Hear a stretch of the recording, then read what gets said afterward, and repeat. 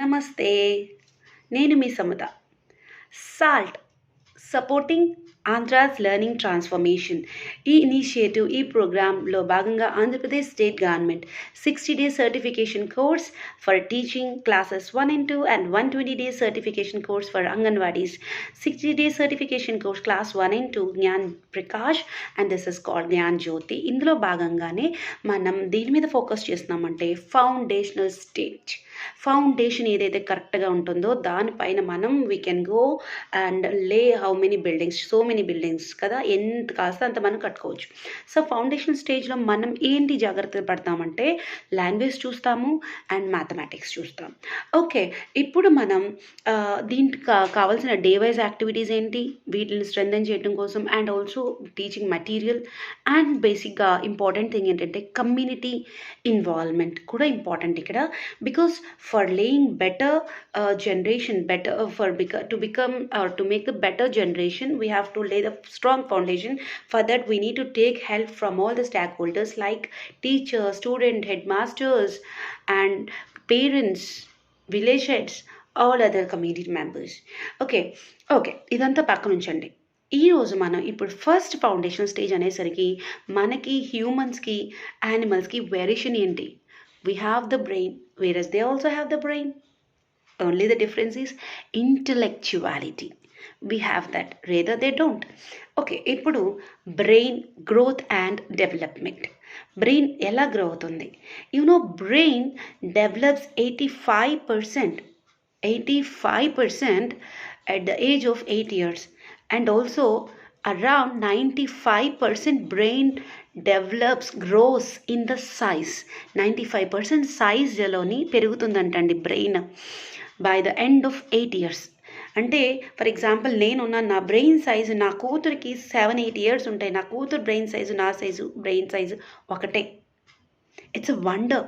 మనం ఏమనుకుంటామంటే పెద్దవాళ్ళ మాటల్లోకి ఎందుకు వస్తున్నావు, ఇది బ్రెయిన్ చిన్నది కదా, ఇదేం అర్థం చేసుకుంటుంది, చిన్నది కాబట్టి చిన్న brain. It's a myth.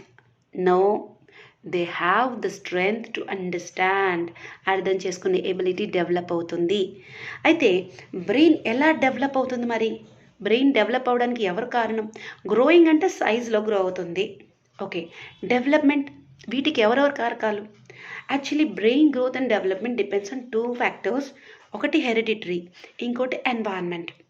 Hereditary తెలుసు మీకు, జెనెటికల్గా వస్తుంది. జెనెటికల్గా ఏమైనా ప్రాబ్లమ్స్ ఉంటే ఎస్, ప్రీనేటల్ పోస్ట్ నేటల్ మనకి తెలుసు, అవి ఏమైనా ప్రాబ్లమ్స్ వస్తే అవి క్యారీ ఫార్వర్డ్ అవుతాయి. అది పక్కన పెడితే ఎన్వైరన్మెంట్ ఎంత ఇంపాక్ట్ అవుతుంది? మ్యాక్సిమం పిల్లలకి ఎన్వైరన్మెంట్ సరిగ్గా ఇవ్వకపోతే ఏమవుతుంది?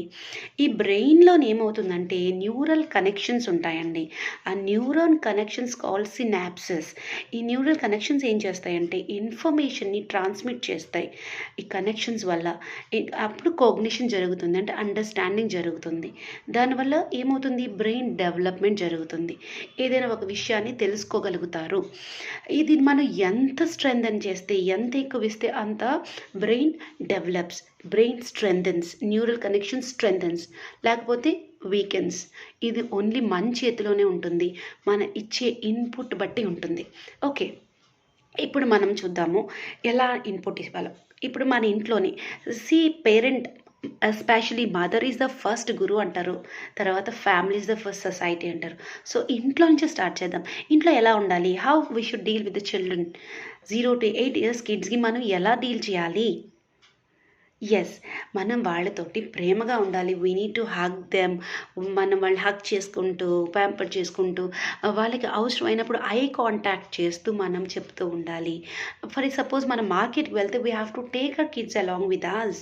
వాళ్ళకి న్యూ ఎన్వైరన్మెంట్ని పరిచయం చేయాలి. And moreover kids are curators. వాళ్ళు అన్వేషణ చేయడానికి అబ్జర్వ్ చేస్తూ, పరిశీలన చేస్తూ తెలుసుకుంటారు, నేర్చుకోవడానికి ట్రై చేస్తారు. ఫర్ దాట్ ఏమైనా టాయ్స్ కనిపిస్తే they take it, they pick it. Or new thing ఏమైనా కనిపిస్తే yes, what is this, they will check it. What we call no, this is the ID card, we will like మనం తీసేసుకుంటాం, లాగేసుకుంటాం. No, don't do that. Let them do. వాళ్ళు దాన్ని కనిపెట్టినవ్వండి. దాని shape చూస్తారు, observe చేస్తారు, colour observe చేస్తారు, many things. What is the white colour, this one graphic reading జరుగుతుంది. There are lot many new neural connections అక్కడ cognition జరుగుతుంది. సో మనం ఏం చేయాలంటే కాగ్నిషన్ జరగనివ్వాలి, వాళ్ళని అబ్జర్వ్ చేయనివ్వాలి, అన్వేషణ చేయనివ్వాలి. అయితే క్లాస్ రూమ్లో ఎలా చేయాలి? నిపుణ్ భారత్ ఏం చెప్తుంది? క్లాస్ రూమ్లో మనం ఫస్ట్ క్లాస్ రూమ్ ఎన్వైర్న్మెంట్ని మనం కండ్యూసివ్గా ఉంచాలి. విండోసు, ఇన్ఫ్రాస్ట్రక్చర్, గాలి వెలుతురు లోపలికి రావాలి క్లాస్ రూమ్లోకి. Sitting arrangement, proper sitting arrangement ఉండాలి, యూ షేప్లో ఉండాలి, టీచర్కి రీచబుల్గా ఉండాలి. ఇవన్నీ చూస్తూ ప్రింట్ రిచ్ ఎన్వైర్న్మెంట్ ఉండాలి, టాయ్స్ ఉండాలి, లాట్ ఆఫ్ చార్ట్స్ ఉండాలి, పజిల్స్ ఉండాలి మ్యాథ్స్కి సంబంధించి. అండ్ ఇవన్నీ కూడా ఏదో పైకి కాకుండా వాళ్ళకి అందుబాటులోనే పిల్లలకు కావాల్సి they have to pick and check it. Yes, this is the shape of a ball, this is the shape of a triangle. ఇలా వాళ్ళు తీసుకొని చెక్ చేసుకునేలాగా వాళ్ళకి ప్రింట్ రిచ్ ఎన్వైర్న్మెంట్ ఉండాలి. ఇది ఇలా చేస్తే ఏమవుతుందంటే పిల్లల్లోని న్యూరల్ కనెక్షన్స్ స్ట్రాంగ్ అవుతాయి. దానివల్ల బ్రెయిన్ డెవలప్మెంట్ జరుగుతుంది. దానివల్ల ఏమవుతుంది, పిల్లలు ఏం చెప్పినా సరే they can learn. And one more thing ఏంటంటే ఈ ఏజ్లో సెన్సరీ మోటార్ స్కిల్స్ డెవలప్ అవుతాయి. What is sensory motor?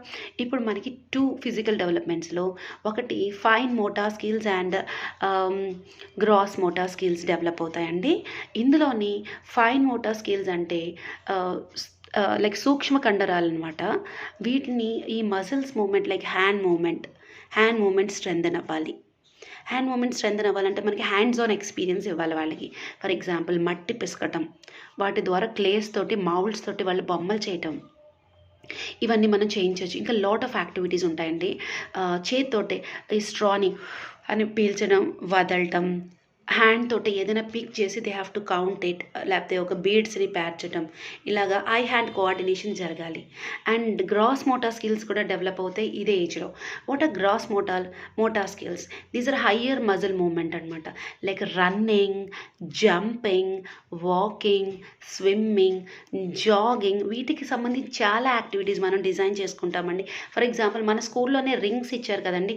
రింగ్స్ని మనం ఒక ఆర్డర్లోని స్ట్రెయిట్గా పేర్చి మనం పిల్లల్ని వాటి మీద జంప్ చేయమండం, లేకపోతే రింగ్స్ వాళ్ళు వేసుకొని దే హ్యావ్ టు రౌండ్గా మూవ్ అవ్వమండం.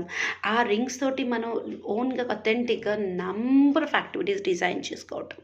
ఇలా మనం వాళ్ళ సెన్సరీ మోటార్ స్కిల్స్ని డెవలప్ చేసుకోవచ్చు. అండ్ కాగ్నిటివ్ డెవలప్మెంట్ అంటే ఏంటి అంటే ప్రాబ్లమ్ సాల్వింగ్. పిల్లలకి ఒక ప్రాబ్లం ఇస్తే, ప్రాబ్లం అంటే మ్యాథమెటికల్ కాదు, డైలీ లైఫ్లో ప్రాబ్లమ్ సాల్వింగ్ స్కిల్స్ డెవలప్ చేసుకోవటం. ఒక సిచ్యువేషన్ వస్తే ఆ సిచ్యువేషన్ నుంచి బయటపడటం తనగానే ఎలాగా. అలాగే క్రిటికల్ థింకింగ్, అందరూ ఒకేలా కాకుండా ఈ should become a divergent thinker.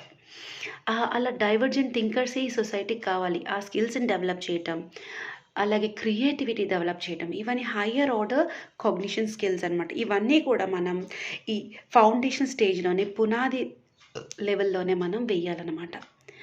Okay అండి, ఇంకా మనం ఫర్దర్గా దీనికోసం డీటెయిల్గా నెక్స్ట్ వీడియోలో తెలుసుకుందాము. అంతవరకు థ్యాంక్ యూ, నమస్తే.